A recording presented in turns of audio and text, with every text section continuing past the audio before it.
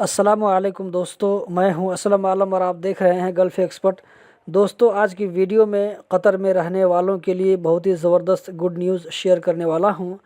अगर ये अपडेट सुनने के बाद अच्छा लगे तो वीडियो को ज़रूर लाइक करें और कतर से रिलेटेड इसी तरह की जानकारी के लिए इस चैनल को सब्सक्राइब भी कर लें।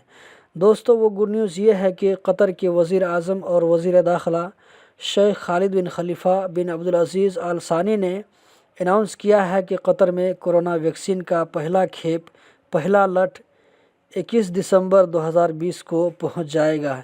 ये बहुत बड़ी खुशखबरी है। लाइफ को पहले की तरह जीने का वक्त आने वाला है।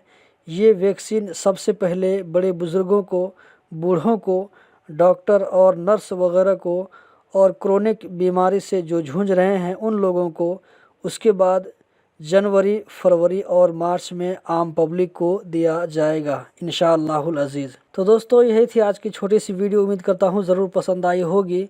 इसी तरह की इन्फॉर्मेटिव वीडियो देखते रहने के लिए चैनल को सब्सक्राइब करें।